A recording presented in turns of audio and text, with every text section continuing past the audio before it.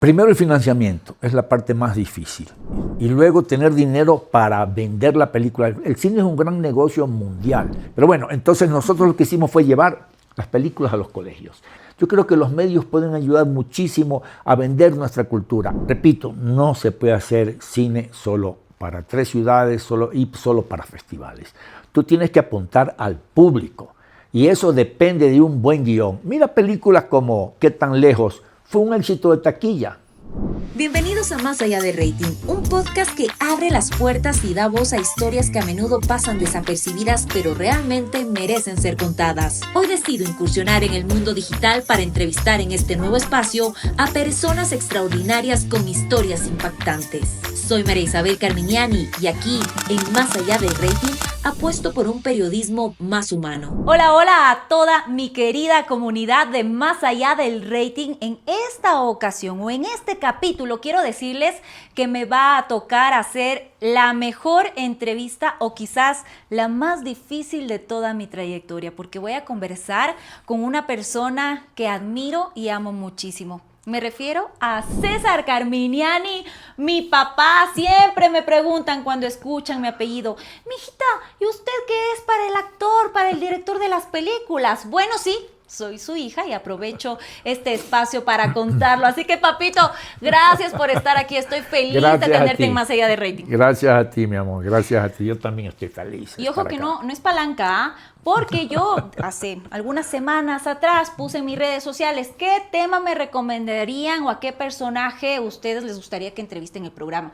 Y uno de ellos, que es también amigo tuyo, Pablo Ceballos, me dijo: ¡a tu papá, pues! Y dije: así, ¿no? Pablito. ¡Qué buena idea! Así que no es palanca, es recomendación de la comunidad de Más De los Allá del amigos, Rating. porque si no, por ella no me entrevistaban. No, yo le quise entrevistar por el Día del Padre, pero se nos pasó las fechas un poquito, pero Estaba en más Machala. vale tarde que nunca, dicen Claro. por ahí. Bueno, papi, realmente son más de 50 años en los que tú has venido apostando por la cultura, el cine, la televisión en nuestro país. Has escrito, dirigido medio centenar de producciones, entre ellas películas, documentales, miniseries, telenovelas que narran nuestra historia, y esto me encanta. Además, has actuado en varias de ellas y has interpretado a personajes inolvidables como el Teniente Paroli. Así que lo primero que me gustaría que le cuentes a la audiencia, porque yo lo sé, es cómo nace esta pasión tuya por el séptimo arte y por la actuación. Bien, bueno, era una época que no había cine, no se hacía cine en el Ecuador. Había solo radio en blanco y negro. Televisión tampoco había, claro. La gente escuchaba telenovelas, pero sí íbamos mucho al cine. Yo creo que iba al cine casi todos los días. Y mi mamá me recordaba que yo regresaba a la casa a contar la película que había visto.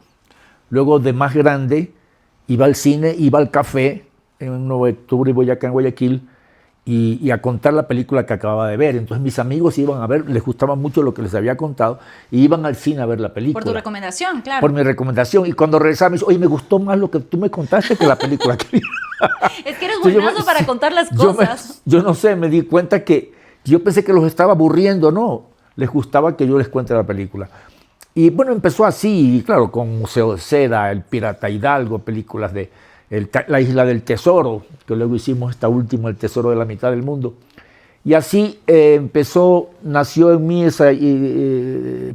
primero por actuar, por supuesto, y luego tuve que empezar a aprender a escribir, porque no había guionistas en esa época, peor de cine o de televisión. Bueno, el video nos ayudó muchísimo para los directores y productores chiros, ¿no es cierto?, a hacer cine, porque antes el cine era todo película 35 milímetros, revelar en Buenos Aires, en Miami, era todo un lío, muy costoso. Y el video nos permitió, y así nació Paroli, ¿no? Pero sin duda eres pionero en el cine, en la actuación en este país, y lo digo con mucho orgullo.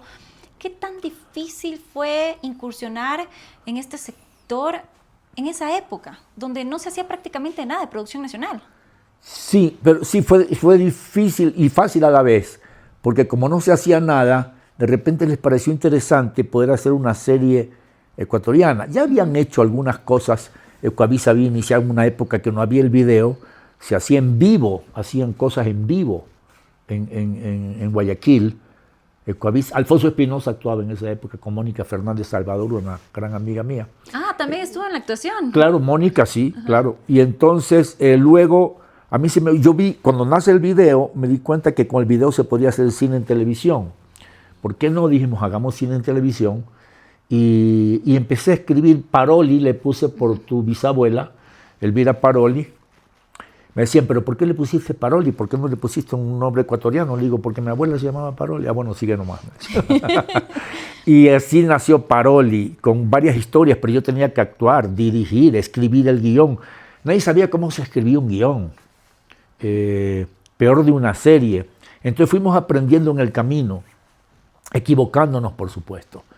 Y así empezamos. ¿Pero qué te decía en casa, tu familia? ¿No te decían, estás loco, cómo vas a estudiar actuación, claro, te vas a morir de hambre? Claro, claro. Mis amigos me decían, incluso familiares. Bueno, mi madre sí creyó muchísimo en mí, mi madre, porque está en el cielo. Incluso me trajo a donde Las madres Benjamín siempre Carrión. ponemos fe a nuestros hijos. Sí. El niño sabe cantar y bailar. Mentira, yo no sé ni cantar ni bailar. Siempre orgullosos. Sí, solo contar historias. Entonces me trajo aquí, por la Casa de la Cultura, a hablar con Benjamín Carrión. Benjamín Carrión, el presidente fundador de la Casa de la Cultura. Por supuesto. Y porque iba a aprender a actuar acá en Quito. Pero no sé qué pasó, nunca me quedé. Y volví a Guayaquil. Luego sí, fui a Estados Unidos. Estuvimos en el Actors Studio por allá. En Nueva York, ¿no? En Nueva York, claro. Ahí conocí al Pacino. Ya, pero yo era muy inquieto. Al Pacino estudió contigo. Sí, estuvo en el Actors Studio en la misma época. Bueno, el Actors Studio no es para estudiar. Es para actores profesionales donde se forman los actores profesionales. Actores profesionales. ¿Y otro personaje así famoso que hayas conocido en esa Paul época? Newman, estaba ahí, Marlon Brando, Melón Blando, como decía Tres Patines. Marlon Brando, claro. Muchos. Bueno, Marilyn Monroe, dice Strasberg. Bueno, esa es otra historia, pero si te hubieras quedado allá en Nueva York y hubieras seguido con la carrera, quizás hubieras estado en Hollywood, claro, ¿no? Claro, una época que no habían actores latinoamericanos y yo sí manejaba bien el inglés porque estudié en un colegio en La Moderna, que era un colegio con profesores norteamericanos e ingleses, donde tú realmente aprendías a hablar inglés. Claro, tú tienes el acento, ¿no? Claro, el acento. Entonces yo tenía muy poco acento latino, lo tenía por supuesto, pero no tan acentuado. Y esto me ayudaba a conseguir más papeles. Incluso me llamaron para una obra en Broadway que se llamaba La Cosa Cubana. Cheryl Crawford, que me vio actuando en el Actors Studio, y me sorprendió cuando salgo y la secretaria del Actors Studio, secretaria de Lee Strasberg, de Elia Kazan, el director de Nido de Ratas, de On the Waterfront, ¿no es cierto? Todas esas películas de El Salvaje, de Marlon Brando, películas históricas, y me dijo, Cheryl Crawford, quiero hablar con usted. Y yo, ¿quién es Cheryl Crawford? No. ¿Cómo? Me dijo, la productora de Broadway. Entonces fui a verla. Y me pidió una foto, no estaba en ese momento, pero su asistente, estaba por Europa, me pidió un resumen, que yo ni sabía lo que era un resumen, era una filmografía, una currículum, ¿no? Claro, y unas fotos que costaban mucho dinero. Yo no tenía en ese momento para sacar fotos profesionales, no es como ahora que te tomas una foto con un celular y ya está. En esa época todo era estudio, y nunca llevé la foto. Y ya cuando iba a actuar en Cosa Cubana, los del poder cubano se metieron en el teatro en Broadway, hicieron ahí una manifestación, echaron bombas de humo y se acabó la obra. Porque se dieron cuenta que esa obra, como tenía contenido político, iba a ser muy peligrosa. No pudiste en ese momento hacer tu debut. Mi debut en Broadway. Claro, imagínate en Broadway, pero bueno, Dios hace las cosas. Luego me vine al Ecuador y dije, ¿por qué no hacer cosas acá? Y un amigo mío se había ganado la lotería. Y me di, ¿y qué vas a hacer con toda esa plata? Claro, una película, a mí me decían loco en Guayaquil, no sé por qué. Yo tampoco. Creo que por eso de querer actuar, que decían, ¿dónde vas a actuar? En radio, me decían. Bueno, no había ni televisión en esa época. Entonces este amigo mío, Javier Molina, hizo Cuando canta el corazón, una película. Pero tengo que hacer una película si tú acabas de regresar del Actors Studio. Pero hizo la película con esa plata que se ganó. Con esa plata, sí, luego hizo otra, que se llama El Pantano de los Cuervos, en coproducción con España. Vino un director de Argentina, Sergio Moto, le hicimos la película. Gustó, una comedia romántica, ¿no? Y entonces con Marcos Molina, el hermano que en esa época era la estrella de los Corvettes. Luego vinimos a Quito con Jaime Cuesta y nacieron otras cosas como La Libertadora del Libertador, que ahí hice de Simón Bolívar, de un venezolano. Pero ya te me adelantaste, no te vayas tan allá, porque tú comienzas en la actuación Y ya lo decías, hiciste o representaste a este personaje que todo el mundo hasta ahora me dice, oiga, usted es la hija del teniente Paroli, y en verdad es que la gente dejaba de hacer cualquier cosa por ver el teniente Paroli, sí, ¿no? gustaba mucho, hicimos 17 capítulos, ahora me paran a veces policías en la calle y me dicen, teniente Paroli, ¿qué le pasa que va a exceso de velocidad? Perdón, general, ya. Ya ascendí, ya subí de cargo. Subí de cargo. Pero sin duda pienso yo que con este papel tú te hiciste famoso aquí en el país, ¿no? Con Paroli, claro, gustó mucho Paroli. Luego vino la que realmente nos catapultó, fue El Ángel de Piedra. Por supuesto, pero ahí ya Sí. como director. Como director. ¿Cómo incursionas tú en la dirección? Ya vamos a hablar del Ángel de Piedra. Sí. En la dirección porque, repito, es decir, yo quería hacer una serie, yo quería hacer una película, pero me decía, ¿qué? Como dice el gran gurú de los guionistas del mundo, Robert McKee, dice, si no hay un guión, el guionista es lo más importante de una película, porque si no hay un guión, vas a dirigir ¿qué? El director. Al actor le dice, ¿vas a actuar en qué? Claro. ¿No es cierto? A los camarógrafos, ¿vas a filmar ¿Qué? qué? Es decir, si no hay guión, porque al guionista se le para muy poca bola en el cine y es una equivocación, porque de todo sale del guión. El Padrino nace del guión, ¿no es cierto? Pero no sé por qué, siempre el director es la estrella y los actores, por supuesto. Y el guionista, nadie se acuerda del guionista. Claro, y es la persona creativa, ¿no? Claro, exactamente. Los demás son realizadores, ponen en escena el guión, ¿no es cierto? Es decir, son creativos que se inspiran en el guión, pero el verdadera historia, el verdadero creativo, es el guionista. Por supuesto. Entonces a mí me tocó aprender a escribir guiones. Y claro, equivocándote, leí lo de Sid Field, porque no te olvides que son géneros diferentes. Una serie tiene una forma, una película tiene otra, una telenovela tiene otra. Son diferentes, lo que llaman soap opera en los Estados Unidos. Pero ¿cuál fue tu primera película en la que tú ya comenzaste o te desempeñaste como director? Bien, en Dos para el Camino, una de las películas que hicimos con Jaime Cuesta, que gustó muchísimo y dicen que sigue siendo la película más taquillera de la historia del cine ecuatoriano, ahí actué yo con Ernesto Albán, que mi sueño era de actuar con Ernesto Albán, que es el primer actor nacional. Era Cantinflas en México y en Ecuador Ernesto Albán, Evaristo. Uh-huh. Y mi abuelo, yo descubrí que mi abuelo, porque por Garcés somos de Ambato. Entonces mi abuelo, el padre de mi madre, era ambateño. Y mi abuelo Víctor Manuel Garcés, poeta ambateño, me entero que había becado a Ernesto Albán, que era un niño ambateño, con actitudes, con talento para la comedia, lo había becado a la Casa de la Cultura. Ah, usted es amigo, tío, de Ernesto Albán. Sí, entonces, recomiéndeme. Entonces le escribí una carta a Ernesto Albán. Ernesto Albán nos conocía, pero yo tenía 14 años. Nunca hubo un papel para mí. ¿Quién iba a pensar que 30 años más tarde, o 20 años después, yo iba a actuar en una película con Ernesto Albán, con Evaristo? Y fue Dos para el Camino. Y así empecé en la actuación, en la de Simón Bolívar que te conté, que la dirigió un director mexicano, La Libertadora del Libertador, con Sofía Monteverde, que fue Miss Ecuador, como Manuela Sáenz, yo hacía de Bolívar.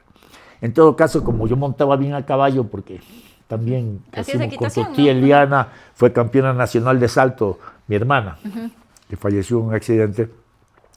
Tu tía Eliana era una maravilla también a caballo. Bueno, yo aprendí a montar a caballo y eso me ayudó para hacer lo de Bolívar. Y luego empecé, ahí nace Paroli y me tocó guionizar y me tocó dirigir. Y también estuviste dirigiendo una película o dirigiéndole en ese entonces a Tres Patines. Tres Patines. Se llamaba El Superagente 3K3.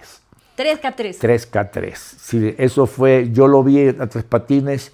Yo tenía una distribuidora de películas y vino Tres Patines al Teatro Sucre a presentar una comedia y yo, como era hincha, era uno de los grandes comediantes que tiene Latinoamérica, América y yo diría el mundo, es Leopoldo Fernández, es un gran comediante. Y me gustaba muchísimo La Tremenda Corte, que todavía la está en YouTube. Y fui a hablar con él y hicimos un comercial con él, con Union Carbide, que se lo escribí yo, de las pilas Red y qué sé yo.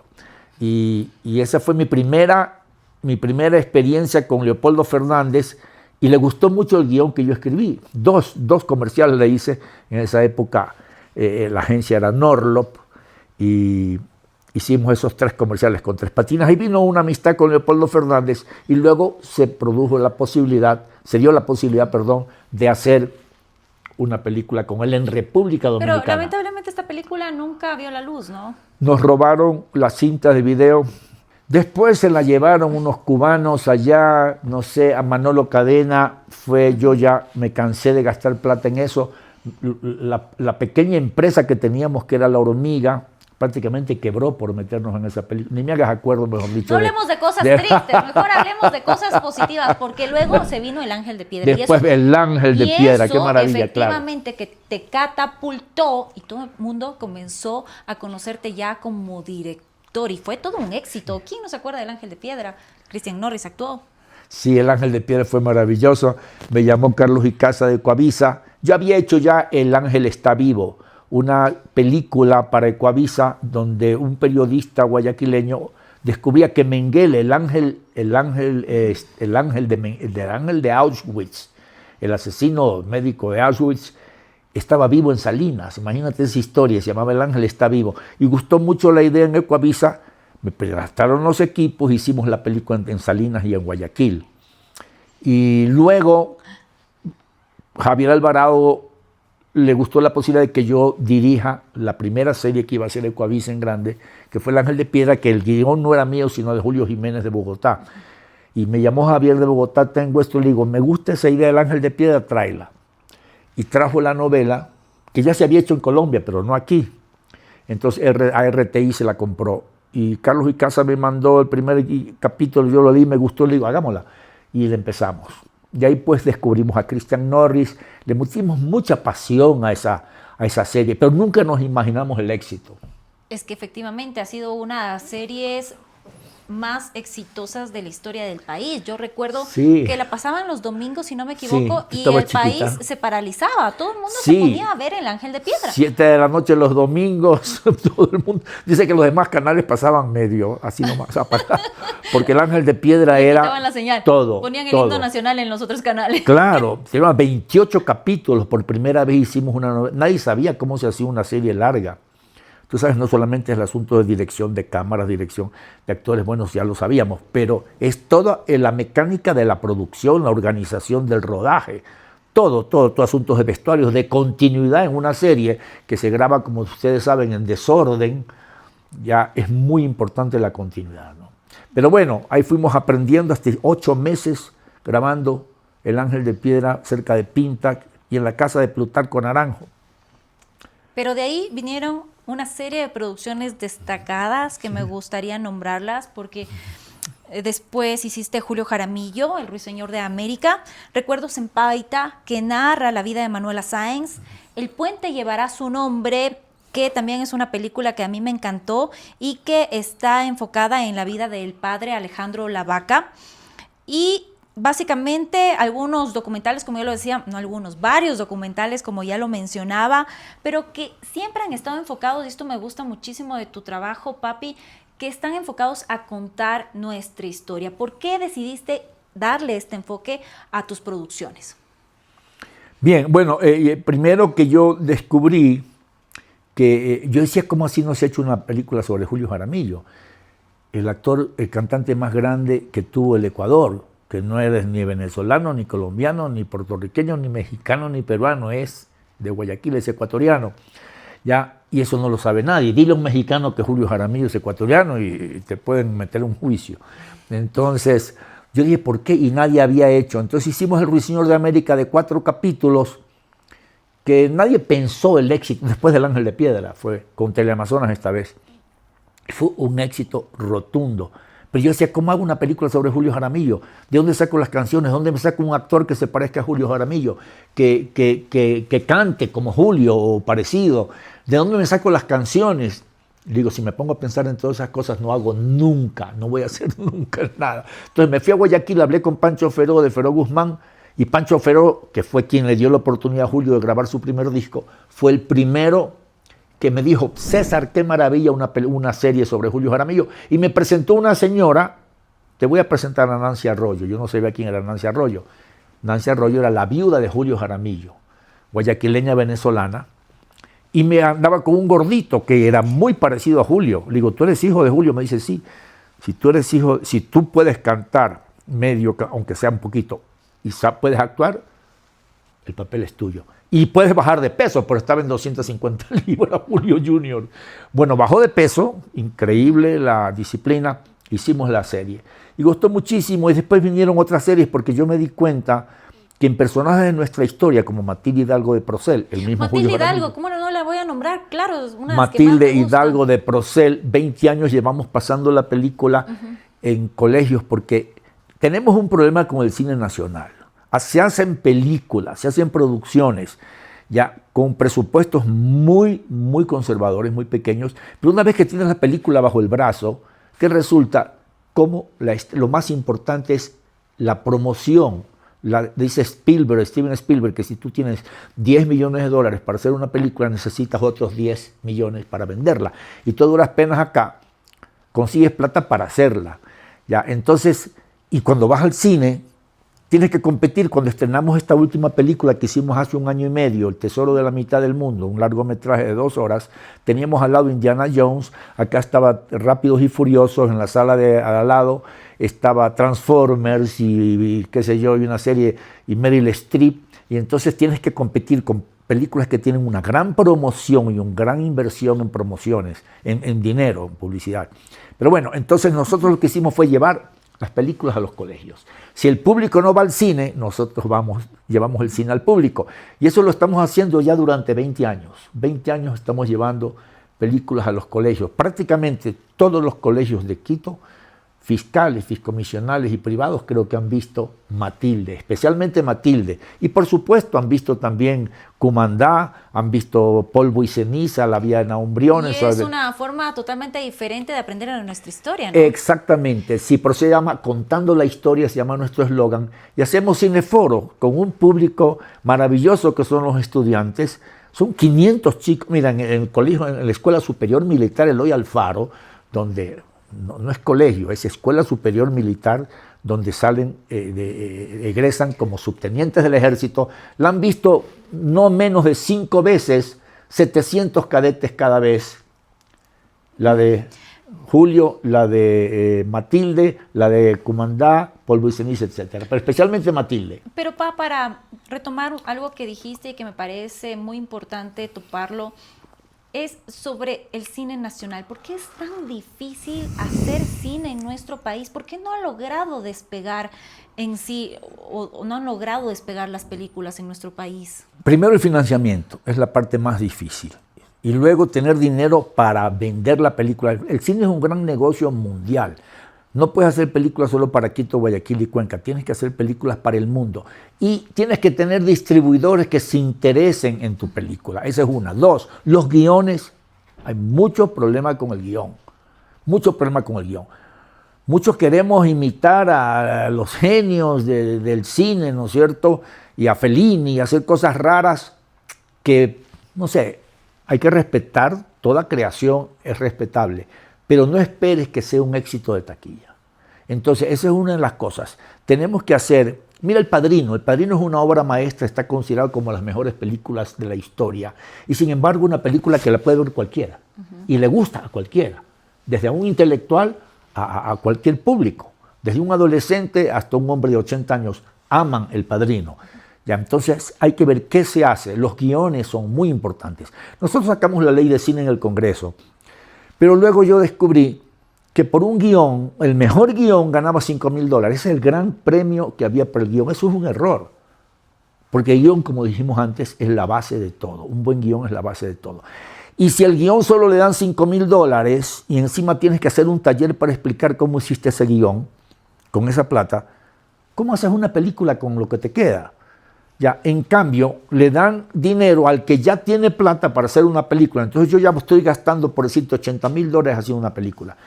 A mí nunca lo hicieron, como Camilo Luzuriaga se ríe de mí, se burla, mi amigo, director Camilo, me dice, oye, tú sacaste la ley de cine en el Congreso y resulta que a ti no te han dado un sucre ni $1 para hacer una película. Y es verdad, Nosotros conseguimos financiamiento por otro lado, empresa privada, gobiernos seccionales, la prefectura de Pichincha, Jaime Nebot, qué sé yo, las alcaldías de Quito, Guayaquil y Loja, pero nunca con el financiamiento del Estado. Entonces, ese financiamiento se debe dar al mejor guión, no al que tiene plata para hacer una película. Ese es el principal problema. Pero también hay otro problema y que me gustaría que lo menciones, porque ya de pasito lo dijiste, pero que cuando uno va a estrenar una película en el cine, obviamente hay que impulsar, motivar a las personas para que vayan al cine, pero también los cines, sí, en el país te ponen las películas ecuatorianas en unos horarios poco accesibles. Cuando yo quería ir a ver El Tesoro de la Mitad del Mundo, creo que estaba a las 10 de la mañana. ¿Quién puede ir al cine a las 10 de la mañana?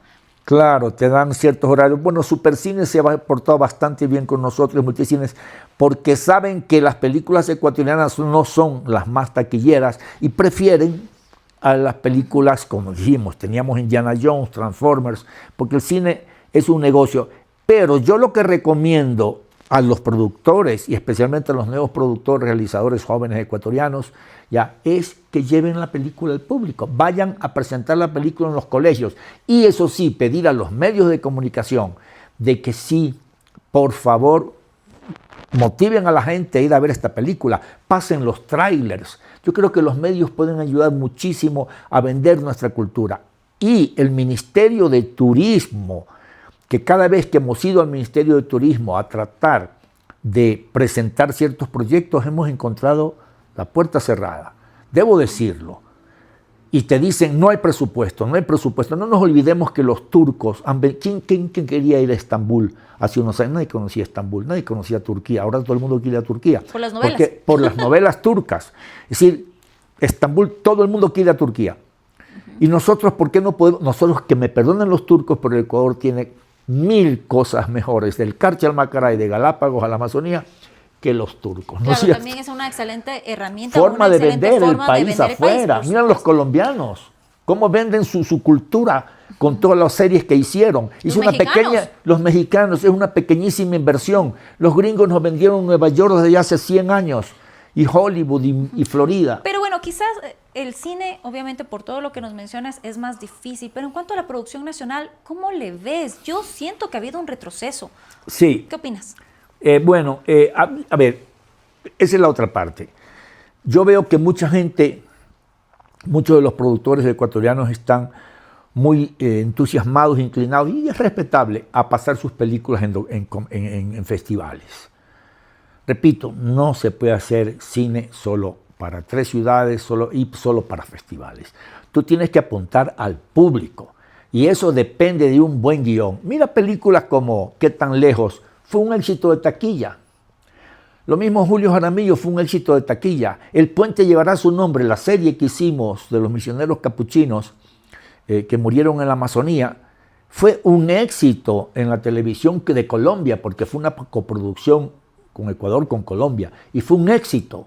O sea, si las series son buenas, si lo que haces es bueno, la gente lo va a ir a ver. Pero no esperes que la gente vea una película ecuatoriana simplemente porque es ecuatoriana y aunque no me guste, yo voy a ver esta película. No se lo puede obligar al público a ver algo que no le va a gustar. Pero ya no se hace tanta producción nacional como antes, como que había más series, más programas, más comedia, no sé. Bueno, quizás sí, es verdad. Es más caro producir que traer contenido de otros países. Exactamente, esa es la otra. Esa es la otra. Cuando nosotros hicimos Mr. Juramento, a nosotros nos pagaron $15,000 por capítulo para hacer nuestro juramento. Perdón, Mr. Juramento de Julio Jaramillo, de 14 capítulos. Pero una serie brasilera cuesta $4,000 el capítulo para vendérsela a un canal ecuatoriano, un canal nacional de televisión.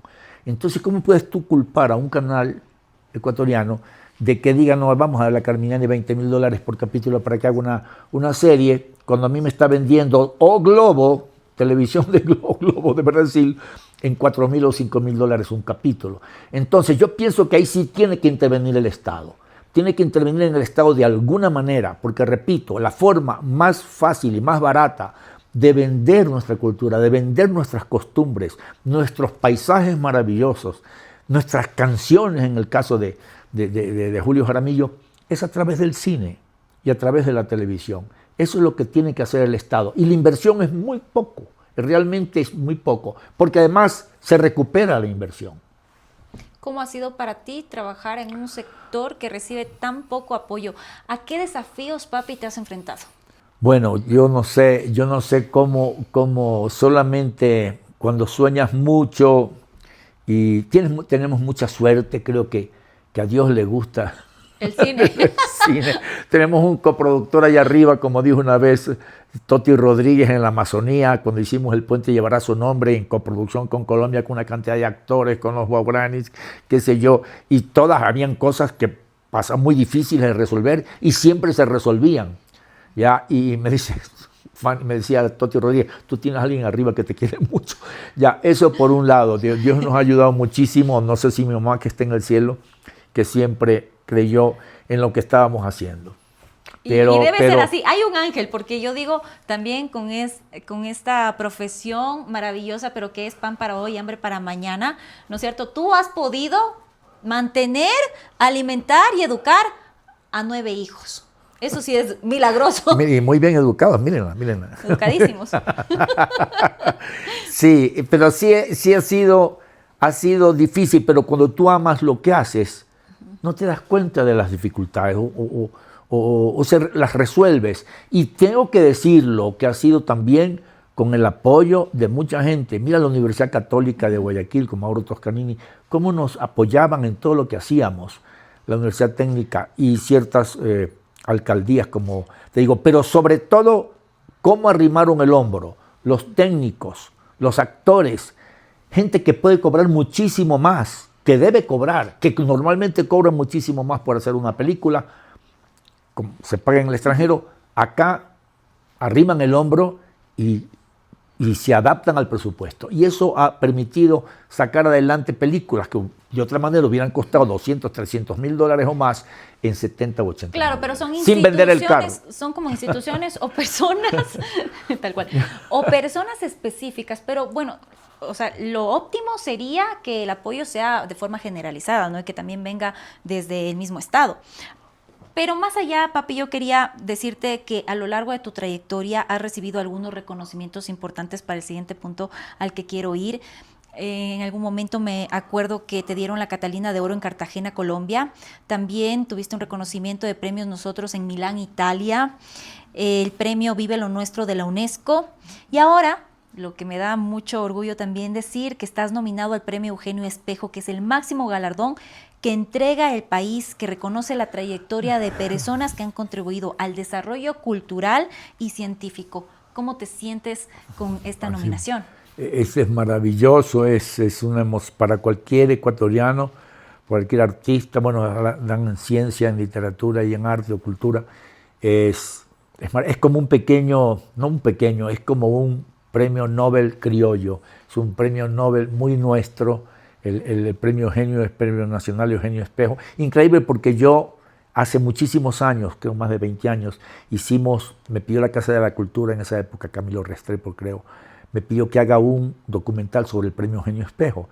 En esa época lo ganó Eduardo Kingman, el maestro, lo ganó Plutarco Naranjo en ciencia y lo ganó Alejandro Carrión en literatura, el escritor articulista del Universo, Juan Cincielo. Y yo nunca me imaginé que yo iba a estar postulado para el premio Espejo. Es realmente un honor, es maravilloso y sí, muy nervioso y muy emocionado con esa postulación. Gracias, sí. Bueno, no es porque seas mi papá, pero considero que te mereces ese reconocimiento, ese premio por todo el aporte que has dado. Yo siempre digo, con ese amor a la camiseta que tienes por el arte, por la cultura, por el cine en nuestro país. Así que yo considero que te mereces ese premio. Ya para ir cerrando, papi, también quería preguntarte, ¿cuál sería ese legado que te gustaría dejar en este ámbito, ¿no? En la actuación, en el cine, para las futuras generaciones? Yo creo que seguir filmando, porque los que estamos en esto no nos podemos retirar nunca, como decía George Brown, el productor de Tiburón, no te puedes retirar nunca. Bueno, Clint Eastwood, que tiene más de 90 años, pues sigue filmando y así tiene que ser. Y es dejar esto, las películas, las series, tratar de hacer cosas no solamente que distraigan al público con contenido que solamente sean para distraer, repito, al público, sino que den un mensaje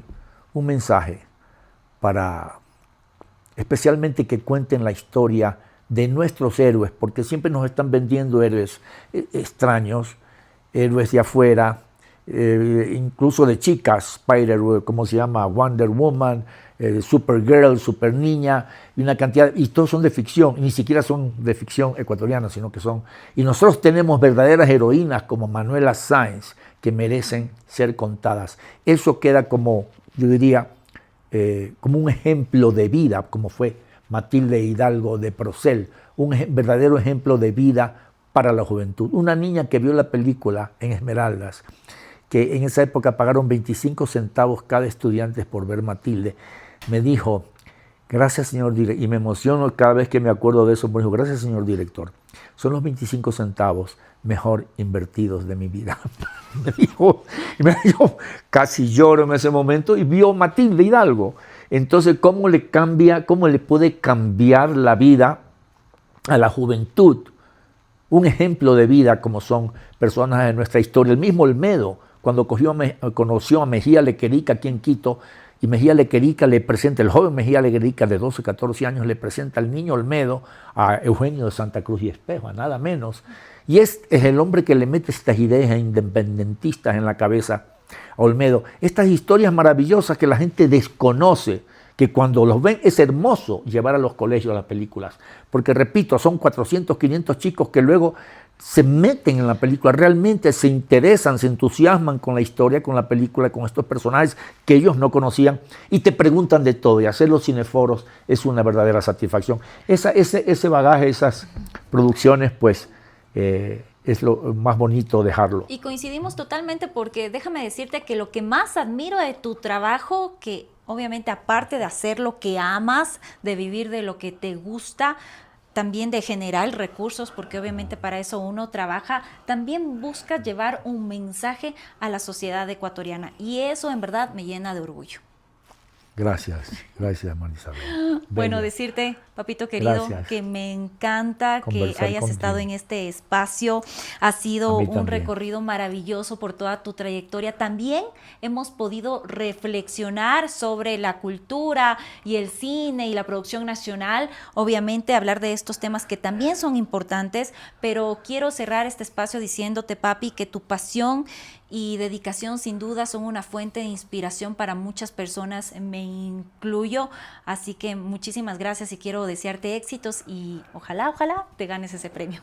Y a ti, me encanta verte también por tu pasión, por la comunicación con este programa Más Allá del Rating y todo tu paso por los canales de televisión del país, que a mí también me preguntan, ¿y Marisabel Carmiani qué es para ti? Y yo digo, mi hermana. Mi hija. Gracias, papito. Te amo mucho. Gracias, mi amor. Estoy muy orgulloso de ti. Bueno, con gracias. Este abrazo a mi papito querido, quiero agradecerles a todos ustedes quienes están al otro lado de la pantalla por siempre estar pendientes de Más Allá del Rating. Cerramos este capítulo, no sin antes, como siempre, por favor, recordarles que se suscriban y compartan este episodio si les gustó. Nos vemos pronto. Y no se olviden también de dejar sus comentarios.